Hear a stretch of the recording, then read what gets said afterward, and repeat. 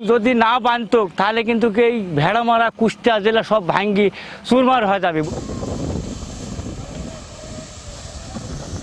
যেভাবে বস্তা ফেলতে যে কাজ হচ্ছে আমরা এলাকাবাসী আমরা সন্তুষ্টজনক। এই ভালো যদি বান্ধা হয় তাহলে আমরা বেঁচে যাবো, আর যদি না বান্ধেন তাহলে আমরা চলে যাবো একবারে।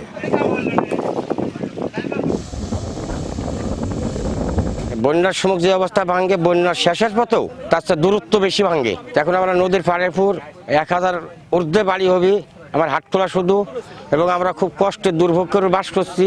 যেভাবে বস্তা ফেলতে যে কাজ হচ্ছে আমরা এলাকাবাসী আমরা সন্তুষ্টজনক। আমার এই মাঠ বহুদূর ছিল, মাঠটা ভাঙতে ভাঙতে কিনারায় চলেছে।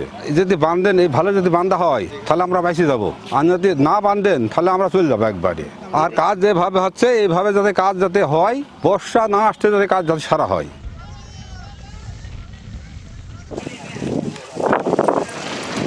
এই জমিটা তো আপনার ছিল অনেক দূর, এই নদীর ওই পার ছিল, কিন্তু দেখা যাচ্ছে ভাঙতে ভাঙতে আমার এলাকার গড়ে চলে আসছে।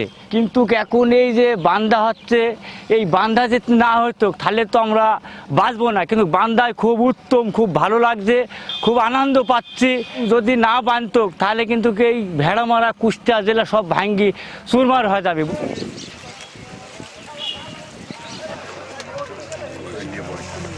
দৌলতপুর উপজেলার মানুষের দীর্ঘদিনের একটি দাবি ছিল যে এই এলাকার নদীটির প্রতিরক্ষা একটি কাজ করা। যদিও তাদের দাবি ছিল একটি স্থায়ী প্রতিরক্ষা বাঁধ নির্মাণ করা, তারপরও আপাতত ভাঙন থেকে রক্ষার জন্য এই কাজটি হচ্ছে। এটা আসলে দৌলতপুর উপজেলাবাসীর জন্য এটি সুসংবাদ। আমাদের ডিসি স্যারের একটি উদ্দেশ্য রয়েছে যে স্যার সবসময় চেষ্টা করছেন যে আসলে একটি স্থায়ী প্রতিরক্ষা বাঁধ নির্মাণের জন্য।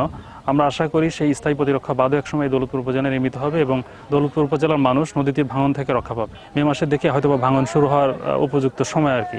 তো সেই সময়ের আগে যেহেতু আমাদের ডাম্পিং কাজটা করা হচ্ছে, আশা করা যায় যে এই বছরে এই স্থানটিতে আসলে ভাঙন হবে না। পানি উন্নয়ন বোর্ডের চিফ মনিটরিংয়ের আন্ডারে যে টাস্কফোর্স কমিটি রয়েছে, সেই টাস্কফোর্স কমিটি থেকে আমাকে আগামী 1 সপ্তাহের জন্য এখানে পাঠানো হয়েছে। এখানে যে কাজটি হচ্ছে সেই কাজের গুণগত মান ঠিক হচ্ছে কিনা সেটা এনশিওর করার জন্য। এখানে যে প্রজেক্টটি চলমান রয়েছে সেখানে 250 কেজি জিও ব্যাগ ইউজ করা হচ্ছে। তো নেক্সট 1 সপ্তাহে যত জিও ব্যাগ নদীতে ফেলানো হবে সেখানে 250 কেজির বস্তা যেটা ইউজ করা হচ্ছে সেটা আসলে ওজন ঠিক আছে কিনা সেটা আমার নেক্সট 1 সপ্তাহ এনশিওর করা হচ্ছে আমার কাজ, এবং আমি নেক্সট 1 সপ্তাহ এই জিনিসটা এখানে মাঠে থেকে সেটা এনশিওর করব।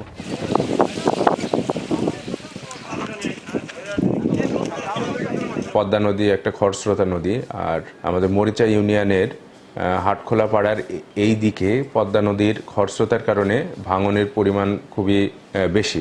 গত ডিসেম্বরের পরেও শীতকালের সময়ও এখানে ভাঙনের প্রকোপ ছিল, যার ফলে আমাদের জেলা প্রশাসক স্যার এখানে পানি সম্পদ সচিব স্যারের সাথে কথা বলে আমাদের এই ভাঙন রোধের জন্য বাঁধ সহ অন্যান্য বিষয়াদি নির্মাণের প্রয়োজনীয় ব্যবস্থা গ্রহণ করেছিলেন। এর আগে টেম্পোরারিভাবে একটা কাজ হয়েছে যেন ভাঙন না হয়, নদী পাড়ের মানুষের মুখে হাসি ফোটানোর জন্য। ওই বাঁধটাই আবার সঠিকভাবে মেরামতের জন্য একটা স্থায়ী কাজ হবে, সেটা পানি উন্নয়ন বোর্ডের মাধ্যমে হাটখোলা পাড়া থেকে ভুরকাপাড়ার দিকে প্রায় 1 কিলোমিটার জায়গা জুড়ে একটা স্থায়ী কাজ হবে বলে আমরা ইতিমধ্যে খবর পেয়েছি। এই স্থায়ী কাজ হলে আমার মরিচার মানুষের মুখে হাসি ফুটবে, তাদের জমি বেঁচে যাবে।